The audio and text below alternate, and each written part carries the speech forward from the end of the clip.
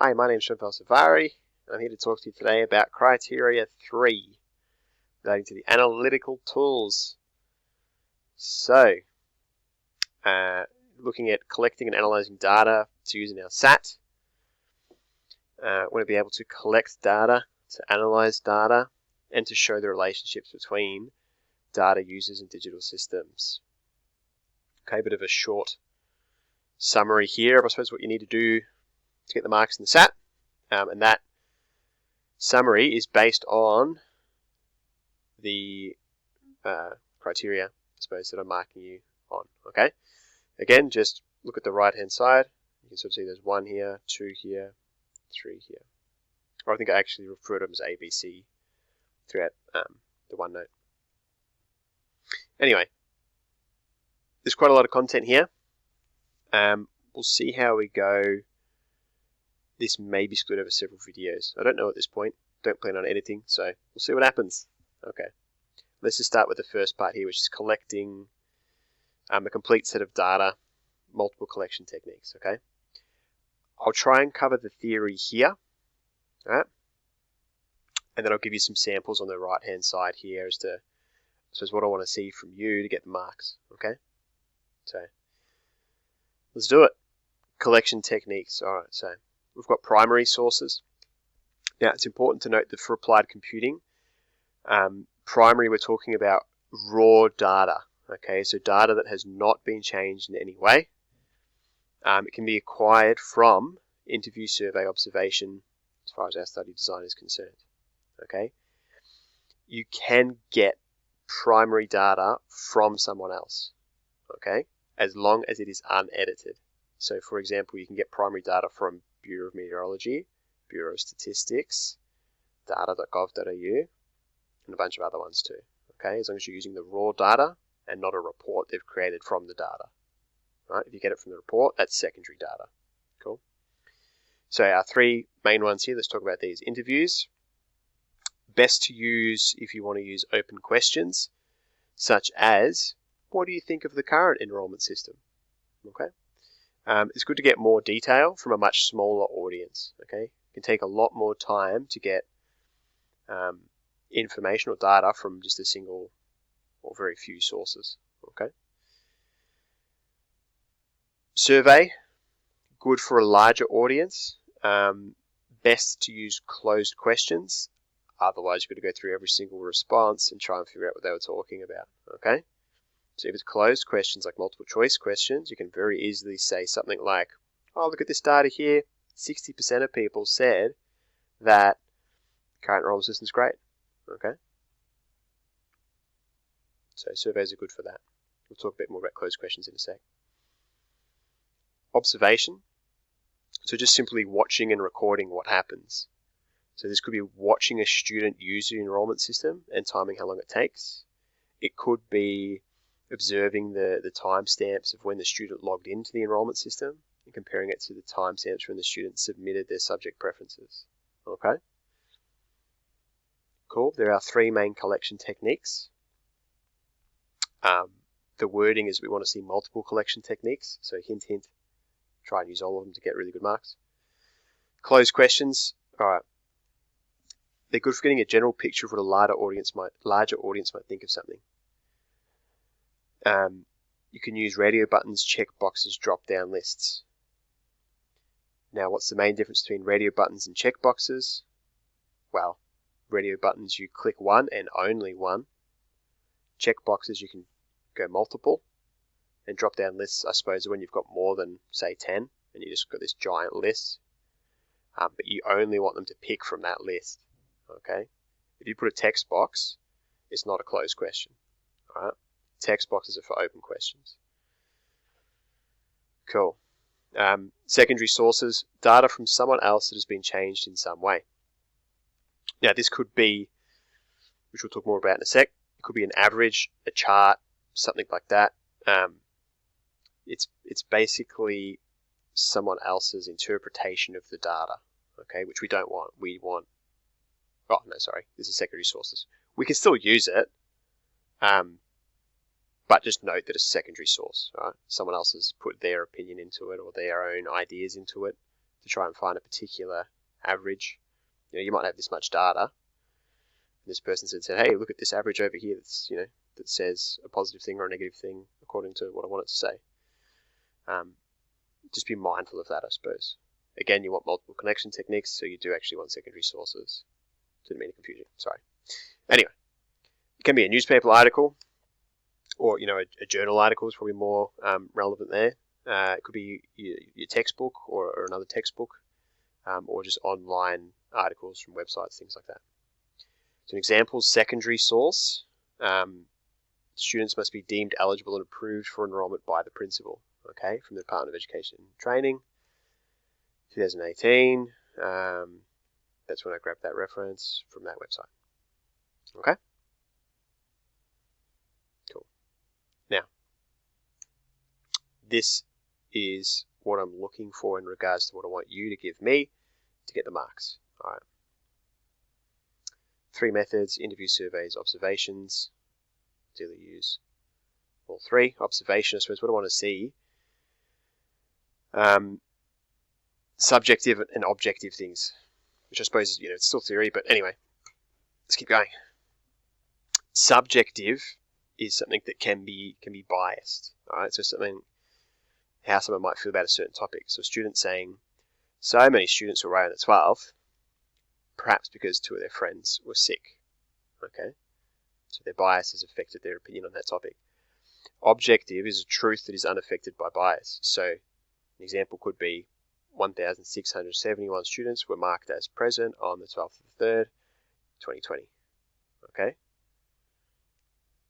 Cool. So subjective, almost opinion. Objective is just hard fact.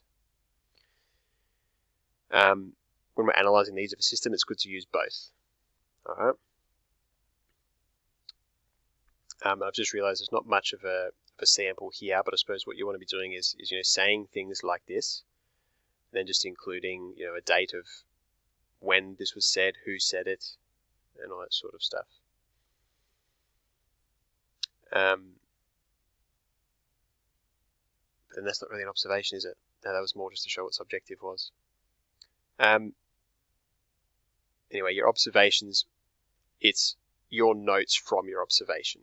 Okay, so if you're observing students arriving at school or something like that, not relevant. Now we're all online, but let's say you were waiting at school observing people and you had a little notepad, pen, you're making notes saying, yep, here's another student, getting here this time. Blah, blah, blah, blah. You could give me those notes. That's the data, okay? This objective one is more like it's been taken from a system. So if you're going to use something like that, just tell me which system and the date. It's got the date there, but it hasn't got what system it's from. So you'd probably put in what system you pulled that from. Okay, so that's observation. Interviews, again, it's more about the notes. Okay, if you have a full recording of the interview, that's cool, but it doesn't necessarily need to be that. It doesn't need to be recorded. It can just be your notes from the interview. Okay. There's not much of a sample there either. Alright, so no edits. I just paused the video and then I added some samples in. So interviews, sample interview just here. Interview with Batman undertaken by John Valsavari on 17th of the 4th, 2020 at 2:15 p.m. So this is probably the question that was asked. What improvements would you like to see in the new student enrollment system? Batman said that if a dark mode could be put in, that would be great. He mentioned that he is sensitive to bright lights and the current enrollment system is just too bright. So, that's it's helping to identify some potential requirements or some needs that might sort of come up later in the program, some things that we might add to the program, some features and things that we could add later, that our end users want, because Batman's enrolled at the school making this enrollment system for. And what's one question we should ask the Joker? Batman got quite heated at this point and yelled, "Where are they?" Not relevant to anything, but funny nonetheless. So yeah, basically your sample for your interview is just the questions that were asked, who was interviewed, when did it happen, what was said, and that's fine. Okay, so these are more like a notes-based approach. This is not the full detail of the interview. Yeah, just a couple of key quotes that Batman said, I suppose, when I interviewed him. Cool. Last one is surveys. So it's quite fast to make a survey, send it out, and you could have quite a number of people fill it out and give it back. Okay, it's using up the user's time and not the developer, I suppose. If you think of yourself as a developer at this point. Yeah. So the less detailed questions, so that you can generalize the data and the information that comes back.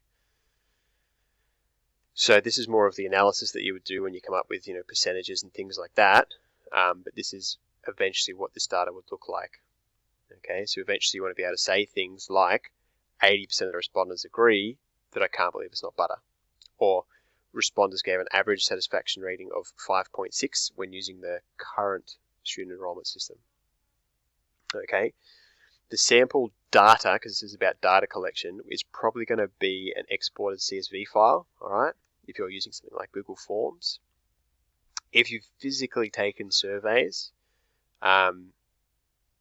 it's going to take a long time, but just a couple of photos of those, I suppose, would be a good way to present that as evidence that you can get your marks.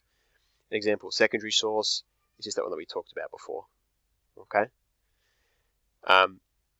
We are running out of time. I've only got 15 minutes per recording, so we might just leave it there. Oh, the sample survey here, I'll show you that. Yeah, so once I show you this, we'll leave the analysis and the relationships for other videos.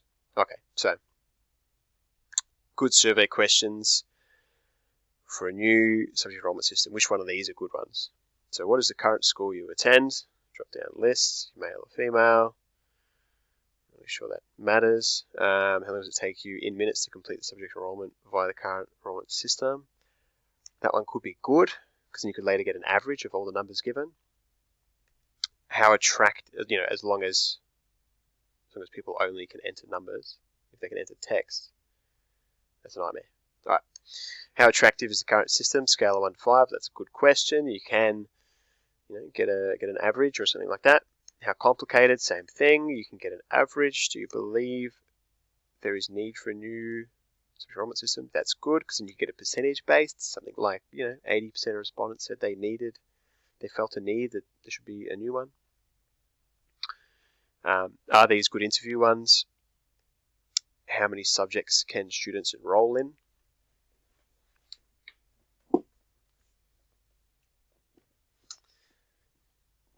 You need to know when you make the system and you put all the subjects in. So I'm not sure you need to survey everyone. That's probably more of a question. Sorry, this is interview. Wish I hadn't said I wouldn't edit. It's a good interview question you're asking. One person, the key player, how many subjects can they enroll in? Maybe you'd ask, a VC coordinator or something, that question. All right, you're in charge of current timetabling. What do you require so that you can do your job? It's a good question if you're interviewing them. Yep. What subject restrictions exist to make sure that if there's a prerequisite subject that they've done it, that sort of thing.